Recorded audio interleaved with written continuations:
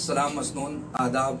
नूरी academy YouTube channel के video article 30 में आप तमामी लोगों का इस्तकबाल किया जाता है।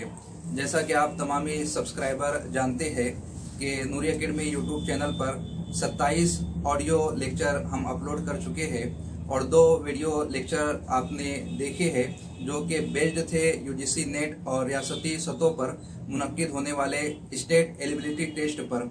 साथ ही साथ उसमें वजाहत की गई थी पीएचडी इंट्रेंस टेस्ट के लिए ज़रूरी किताबों की, और उसमें इस बात की भी रहनुमाई की गई थी कि यूपीएससी इम्तिहान में ऑप्शनल सब्जेक्ट को हम उर्दू लिटरेचर को ले सकते हैं और उसकी तैयारी के लिए कौन कौन सी किताबें ज़रूरी है। इन दोनों वीडियो सीरीज़ को देखकर हमें जिस तरह से मेल आए हैं तो ज़रूरी ख्याल समझता हूँ कि तीसरा लेक्चर जो कि बेस्ड था उर्दू अदब पर, दक्नियात पर, तहक़ीक़ व तनक़ीद पर, तज़किरा निगारी पर और उर्दू अदब की मुख्तलिफ तहरीकों पर, उनके रुझानात पर और उनके तसव्वुरात पर। मगर मेल्स को देखकर ये महसूस होता है कि हमारा एक लेक्चर इस टॉपिक पर आना चाहिए कि हाउ टू स्टडी किस तरह की जाए, स्टडी का क्राइटेरिया क्या हो, स्टडी का पैटर्न क्या हो। कुछ मेल हमें इस तरह से आए हैं कि सर आपने बहुत ज़्यादा बुक्स की निशानदेही कर दी है, अब हमें खौफ महसूस होता है कि इतने कम समय में हम इतनी ज़्यादा बुक्स को कैसे रिफ़र कर सकते हैं, कैसे यूज़ कर सकते हैं। तो देखिए, सबसे पहली रही बात कि हमने बहुत ज़्यादा बुक्स की निशानदेही कर दी है, तो हम सिर्फ आपको एक रास्ता बताना चाहते हैं। हमारा काम सिर्फ राह की रहनुमाई करना है। हम डगर की निशानदेही कर रहे हैं, मंजिल का पता बता रहे हैं, लेकिन रास्ता आपको खुद चलना है, आपको खुद तय करना है। अपनी मंजिल तक पहुंचने तक के लिए आपको अनथक मेहनत करनी है, कोशिश करनी है, सख्त लगन के साथ जिद्दोजहद करनी है। अगर हमसे बेहतर बुक्स आपके पास मौजूद है, हमसे बेहतर गाइडेंस आपके पास मौजूद है, आपके पास प्रॉपर चैनल मौजूद है, प्रॉपर वे मौजूद है, तो आप बेशक अपने मुतय्यन करदा डगर के मुसाफिर बनिए। अपनी मंजिल तक पहुंचने के लिए खुद की शाहराह को गामजन करिए। लेकिन हम जो राह बता रहे हैं वो इसलिए ज़रूरी हो जाती है कि मार्केट में उर्दू अदब के नाम पर पब्लिशर रद्दी फरोख्त कर रहे हैं और हमारे स्टूडेंट्स कम वक्त में ज़्यादा मालूमात हासिल करने की गर्ज से उन पब्लिशरों के ज़रिए जो रद्दी बेची जा रही है उसको ख़रीद कर अपना वक्त भी ज़ाय करते हैं, और जब वो एग्ज़ाम हॉल में बैठते हैं तो सर पकड़ कर रह जाते हैं कि हमने 500 सफ़ात पर मुश्तमिल गाइड्स यूज़ किए हैं मगर उसमें से एक भी क्वेश्चन इम्तिहान में नहीं आता है। तो आप इन किताबों की फहरिस्तों को देखकर डरिए मत, खौफ मत खाइए, किसी भी तरह के हिजान में गिरफ्तार मत होइए। डर को अपना दोस्त बनाइए। यही वो डर है जो हमें फजर के बाद से कॉलेज जाने तक स्टडी पर आमादा करता है। यही वो डर है जो मौसम की परवाह ना करते हुए स्टडी की तरफ हमारे जहन को माइल करता है। यही वो डर है जो हमें कम सोकर ज्यादा स्टडी की तरफ रागिब करता है, और यही वो डर है जो हमें हर वक्त उकसाता है कि इम्तिहान के हवाले से हमें तैयारी करनी है, निसाब की तकमील करनी है और निसाब से हटकर जो जरूरी बातें हैं उसको भी पूरा करना है। तो आप डर को दोस्त बनाइए, जो आपका वीक पॉइंट है उसको मजबूत करने की कोशिश करें। इसीलिए किसी फलसफी ने कहा था कि अगर आपको पानी से डर लगता है तो आप पानी में रहिए, पानी में तैरना सीखिए, पानी के साथ घुल मिल जाइए। इसी तरह अगर आपको कोई सब्जेक्ट कमजोर है, कोई टॉपिक आपको अजबर नहीं होता है, तो आप उसके साथ घुल मिल जाइए, उस कमजोरी को दूर करने की कोशिश कीजिए। साथ ही साथ कुछ स्टूडेंट इस तरह सोचते हैं कि मैं कम पढ़कर एग्जाम पास कर लूं। देखिए, पास करना और होता है और टॉप 5 में या टॉप 1 में जगह बनाना ये एक इम्तियाजी अहमियत का हामिल है। तो आप कभी भी ये मत सोचिए कि मैं एक गाइड पढ़कर या 2 बुक पढ़कर बेहतर स्कोर कर सकते हो, आप पास हो सकते हैं मगर टॉप नहीं कर सकते, फर्स्ट क्लास रैंक को हासिल नहीं कर सकते। इसलिए आपके लिए अजहद जरूरी हो जाता है कि आप मुख्तलिफ किताबों को पढ़िए। कुछ स्टूडेंट्स ने हमें यह भी मेल किया है कि सर हम पेपर फर्स्ट की बुक लेने के लिए जाते हैं तो हमारे पास नंबर ऑफ ऑप्शन होते हैं। बिला शक व शुबा हमारे पास पेपर फर्स्ट के लिए नंबर ऑफ बुक्स है, नंबर ऑफ पब्लिशर है, नंबर ऑफ ऑथर्स है। आप किसी भी बुक स्टॉल पर चले जाइए, आप एक किताब की ख्वाहिश जाहिर करोगे, वो किताब फरोख्त करने वाला आपके सामने 5-7 किताबें रख देगा, इसलिए कि उन्होंने उस टॉपिक पर मेहनत की है, उनके पास रिसर्च एप्टीट्यूड पर सॉलिड मटेरियल मौजूद है, रीजनिंग एबिलिटी पर उन्होंने अनथक कोशिश की है, टीचिंग एप्टीट्यूड पर उन्होंने मेहनत की है। इसीलिए नंबर ऑफ बुक्स का सामान हमारे पास मौजूद है। और जहां तक उर्दू लिटरेचर का ख्याल है, उर्दू अदब का ख्याल है, उस पर मेहनत तो बहुत की गई है, मगर इम्तिहानी नुक्ते नज़र से इस तरीके की किताबें इस वक्त मार्केट में अवेलेबल नहीं है। इसलिए जो मेहनत करनी है वो आपको करनी है, हमें करनी है, हम सबको मिलकर करनी है, ताकि हमारे बाद जो जेनरेशन इस दौर में आने वाली है वो इस शिकायत को दोबारा पेश ना कर सके कि सर हम यूपीएससी में उर्दू ऑप्शनल सब्जेक्ट लेना चाहते हैं मगर हमारे पास मटेरियल मौजूद नहीं है, हमारे पास बुक्स मौजूद नहीं है, हमारे पास रहनुमाई मौजूद नहीं है, हमारे पास गाइड्स मौजूद नहीं है। तो आप खौफ मत खाइए, सहमिए मत, रेफरेंसेस बुक्स का इस्तेमाल करें, ऑथेंटिक बुक्स को यूज करने की कोशिश करें। और एक स्मार्ट स्टडी का तरीका होता है यार, अगर हमने 20 किताबों की लिस्ट बता दी तो ऐसा नहीं है कि आपको अव्वल से आखिर हर्फ ब हर्फ पढ़ना है। आप एग्जाम का सिलेबस सामने रखिए, जो उसकी नीड है, जो उसकी जरूरत है, उसको आप महसूस कीजिए, उतना ही पार्ट आप पढ़िए, उतने ही चैप्टर को आप रिवाइज करने की कोशिश करें। मिसाल के तौर पर तरक्की पसंद तहरीक, इस पर बहुत सारी किताबें मार्केट में आ चुकी है, मगर एग्जाम पॉइंट ऑफ व्यू से हमें कितना जानना है कि 1935 में लंदन के एक चीनी रेस्टोरेंट में सज्जाद जहीर, डॉक्टर दीन मोहम्मद तासीर, डॉक्टर ज्योति घोष और मलिक राज आनंद ने मिलकर एक मीटिंग ली और जिसका मुसव्वदा हिंदुस्तान भेजा गया और मुंशी प्रेमचंद ने अपने रिसाले हंस में उसको शाये किया। और 1936 में लखनऊ में पहली तरक्की पसंद तहरीक की कॉन्फ्रेंस हुई जिसकी सदारत मुंशी प्रेमचंद ने दी, जिसका खुतबा सदारत इस तरह से पेश किया गया। तो हमें पस मंजर और पेश मंजर याद करना है, हर्फ ब हर्फ उन तमाम नुकात को नहीं पढ़ना है। अगर उन्होंने अंगारा शाये किया है तो आप सिर्फ इतना याद रखिए कि उन 5 नौजवानों ने अंगारा एक ऐसी किताब शाये की जिसने पूरे हिंदुस्तान में तहलका मचा दिया। उस किताब को अजबर करने की जरूरत नहीं, बस आप इतना पॉइंट जहन नशीन कर ले कि उन्होंने अंगारा इस सन में शाये किया, उसके राइटर ये थे, उसके पब्लिशर ये थे। यही एग्जाम की नीड है और यही एग्जाम की जरूरत है। तो आप नंबर ऑफ बुक्स को देखकर सहमिए मत। और जो स्टूडेंट्स ये ख्याल करते हैं कि हम कम पढ़कर अच्छा टारगेट हासिल कर लेंगे तो यार एग्जाम किसे पास करना है। मेरा तो ये मानना है कि हम तालीम हासिल कर रहे हैं ताकि हमारी तहजीब अच्छी हो, हमारी सकाफत अच्छी हो, हमारा कल्चर अच्छा हो, हम पढ़ लिख कर इस पोजीशन में आ जाए कि अगर हम किसी गवर्नमेंट डिपार्टमेंट में जाए तो ऑफिसर से बात करने के लायक बन जाए। हम पढ़ लिख कर अपनी सोसाइटी को बेहतर बनाने की कोशिश करें, हम राइट्स को सही तरीके से अदा करने की कोशिश करें। जो लोग सिर्फ एग्जाम पॉइंट ऑफ व्यू से पढ़ते हैं वो इखलाकी एतबार से पस्त होते हैं, और हमें इखलाकी एतबार से भी मजबूत बनना है और इल्मी एतबार से भी मजबूत बनना है। हम जब एग्जाम क्वालिफाई कर ले तो इल्मी नशिस्तें हमारी बगैर अधूरी होनी चाहिए, इल्मी जलसे हमारे बगैर अधूरे महसूस होने चाहिए। हम एग्जाम भी क्वालिफाई करें और इल्मी नशिस्तों की शान भी बढ़ाते हुए नजर आए, कहीं पर चीफ गेस्ट के तौर पर बुलाए जाए, कहीं पर खुतबा सदारत पेश करते हुए नजर आए। और ये उसी वक्त होगा जब हम नंबर ऑफ बुक्स को रिफर करेंगे, नंबर ऑफ बुक्स रीड करेंगे, हमारा कंसेप्ट क्लियर होगा, हमारा विजन क्लियर होगा, हमारा इल्मी म्यार बुलंद होगा। और इसी इल्मी म्यार को बुलंद करने के लिए हमने इतनी सारी किताबों की निशानदेही की थी।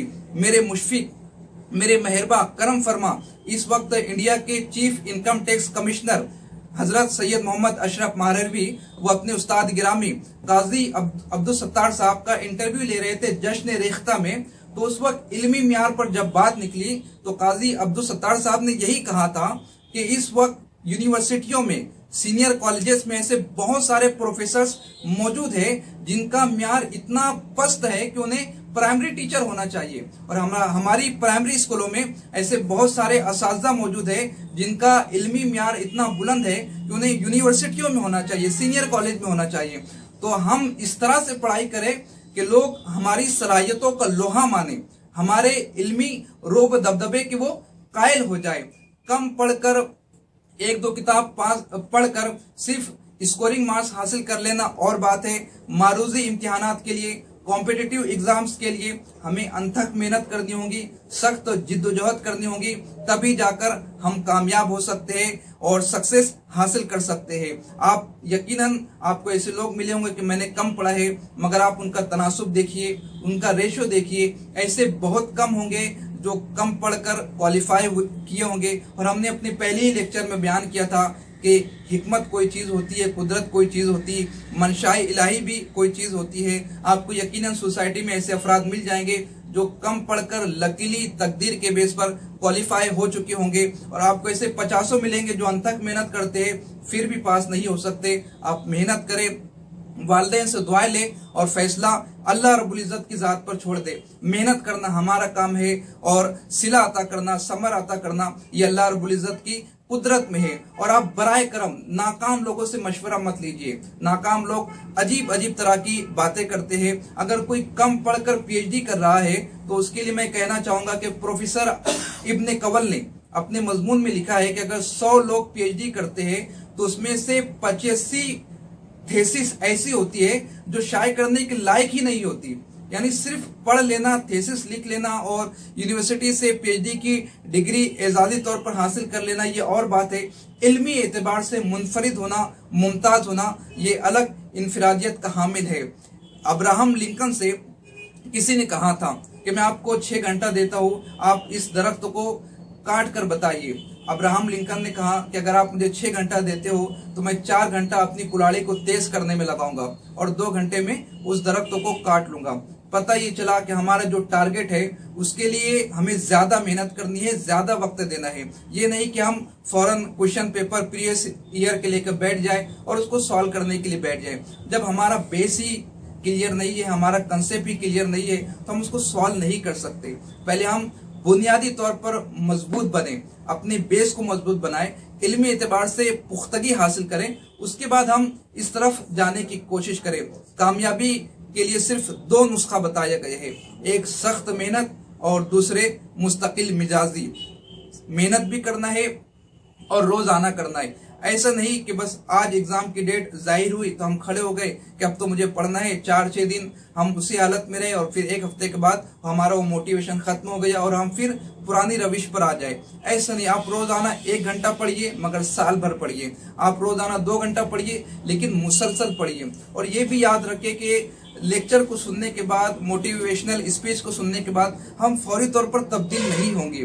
20-25 साल हमने इसी तरह गुजार दिए हैं तो किसी का लेक्चर हमें फौरी तौर पर कैसे आमादा कर देंगे स्टडी के लिए। हमें उसके लिए टाइम मैनेजमेंट बनाना होगा, टाइम शेड्यूल बनाना होगा और उसके मुताबिक अपनी स्टडी को दराज करना होगा।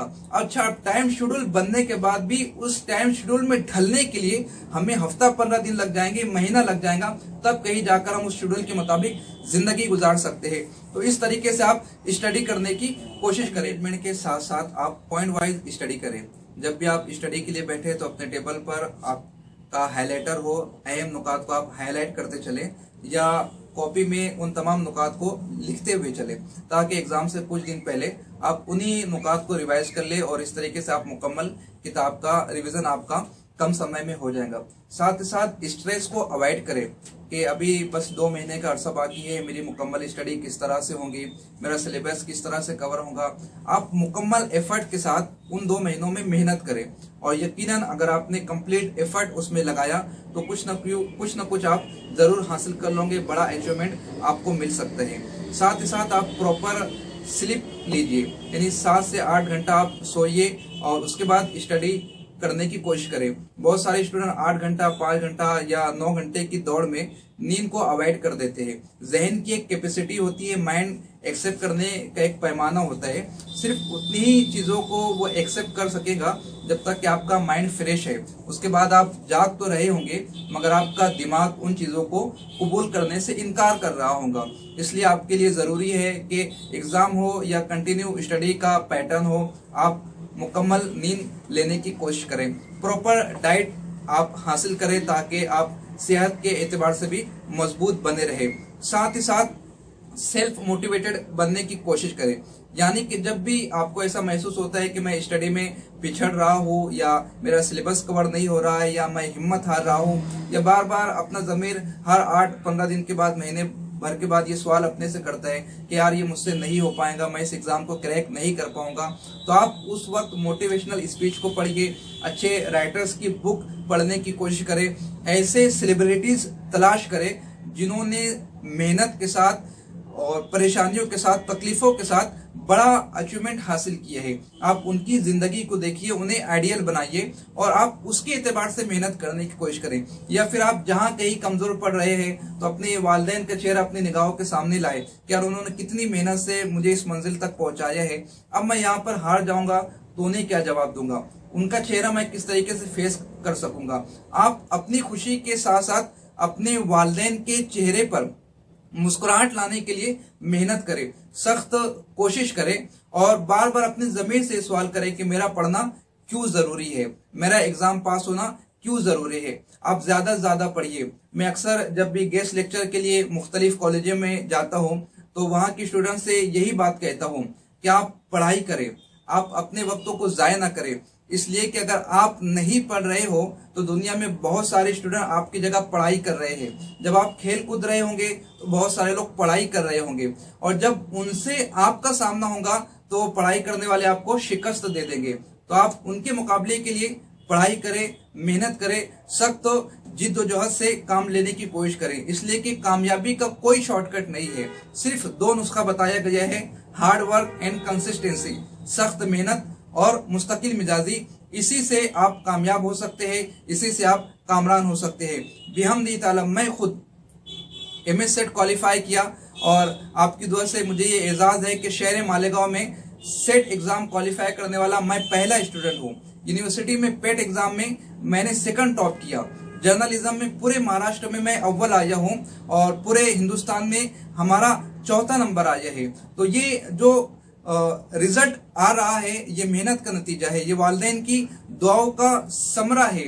तो बिगैर शॉर्टकट के, बिगैर मेहनत के आप नहीं पढ़ सकते। जैसा कि PhD की बात आई है तो बिहम्दी ताला मेरा जो उन्वान यूनिवर्सिटी में सिलेक्ट हुआ है वो महाराष्ट्र में पहला उन्वान है। अब तक कि उस उन्वान पर कलम उठाया ही नहीं गया है और पूरे हिंदुस्तान में वो दूसरे नंबर का थेसिस होंगी जो यूनिवर्सिटी में सबमिट की जाएंगी।